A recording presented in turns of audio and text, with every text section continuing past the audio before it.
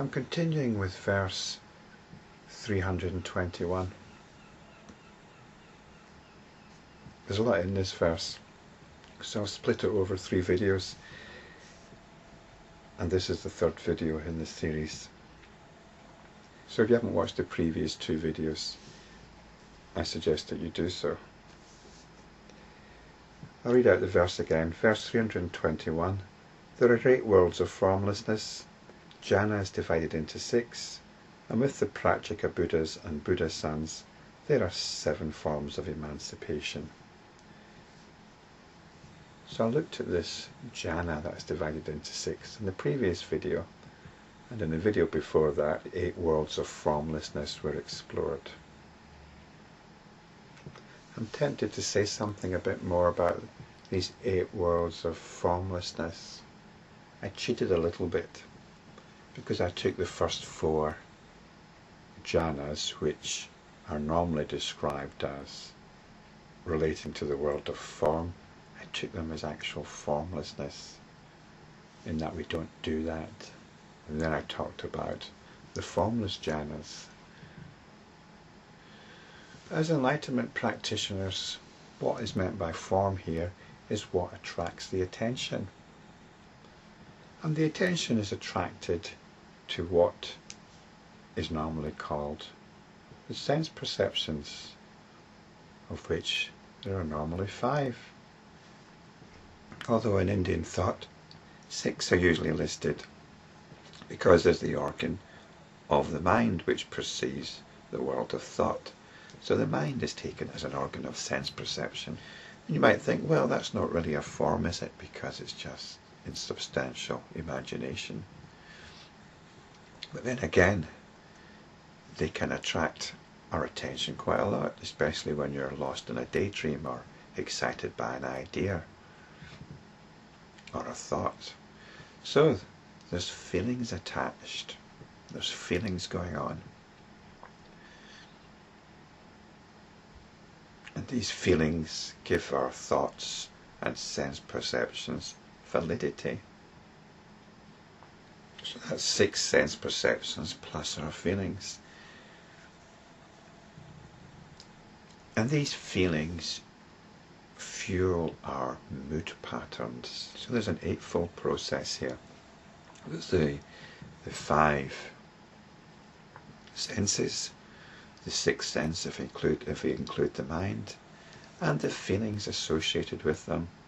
So that's the 7th factor, plus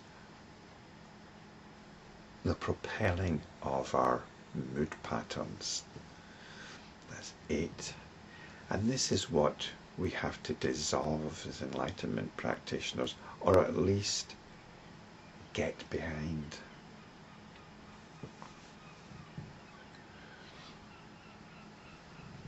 So the formlessness of these 8 factors needs to be realized. Formless in the sense that we don't want the attention to be sucked into them, to be hijacked by them. We want the attention to come back to realization of its own nature. Now this is what's described again in the last part of this verse. With the Pratyekabuddhas and Buddha-sons, there are 7 forms of emancipation. So what could these 7 forms of emancipation be? We've got a couple of the traditional terms here. Pratyekabuddhas and Buddha-sons, or children of the Buddha, for a less sexist term. Well, the Pratyekabuddha is one who's an enlightenment practitioner but doesn't teach. That's all.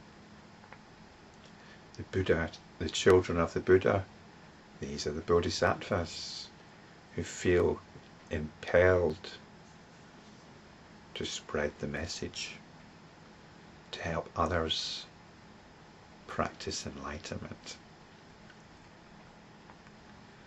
So what would the other 5 be? Well, there's a list of 4 that we often come across in Buddhism. The stream-entrant, the once-returner, the never-returner, and the Arahat. The stream-entrant represents the beginning of enlightenment practice. This is acknowledging that acknowledging that there's been an enlightenment experience in your life. This is what the Buddha did when he sat under the Bodhi tree. He remembered his initial enlightenment experience, which happened as a teenager when he was sitting under the rose apple tree, watching his father in the field. And once you've consciously remembered this, you act on it. This is the once returner.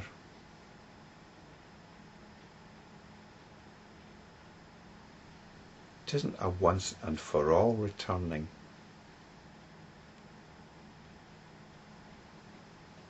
It's when you realize that you're getting caught up in a belief in the substantiality of the external world. Whenever this happens, you return to awareness. This is one of the dimensions which you work on. The trouble is, we've got this habit energy, these mood patterns, which are constantly undermining this. They're constantly directing the attention outwards. We're constantly looking for some kind of satisfaction in this belief in an external world.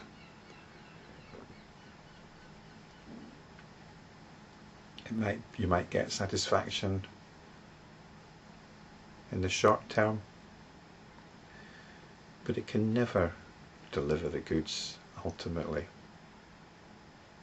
So the next avenue of work, or a concurrent avenue of work, is on this mood pattern. Now, we're not working with the moods as such, although you can do that as well if you like. What we're endeavouring to do is come back to awareness again, so that this momentum, which is constantly undermining us, the momentum of our moods, is itself undermined. This is the non-returner. This is the non-returner. Because the more you do this, the less likely you are to fall back into delusion. And the Arahat, the fourth category, is the successful enlightenment practitioner. For the Arahat, there is no doubt. There is no doubt. Sometimes the term Arahat is regarded a little disparagingly, but here the Arahat is no different from the Bodhisattva. The Arahat has no doubt about the nature of what they're doing, no doubt about the nature of insight, no doubt about the fundamental reality of awareness.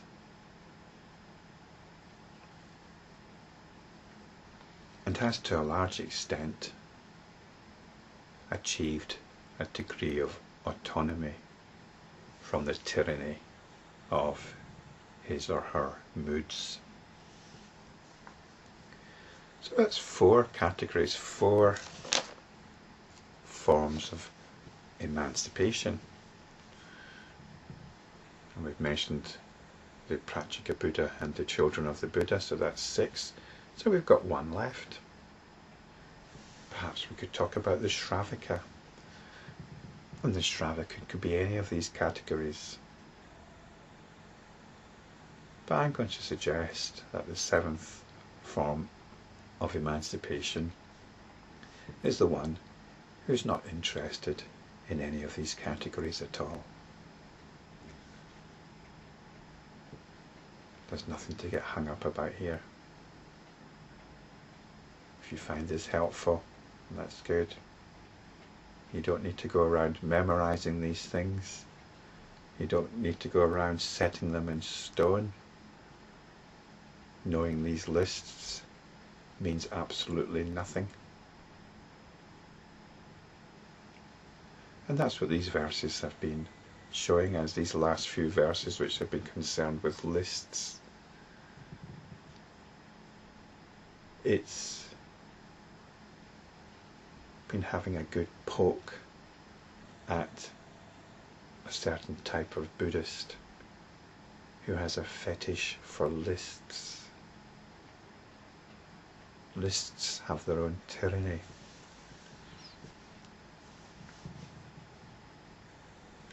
And I suspect some people might be a little bit put out at the way I might have dealt with traditional lists.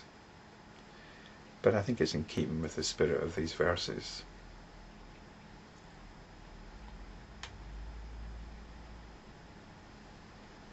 It's all about enlightenment practice, and if it isn't, then we're not interested in it.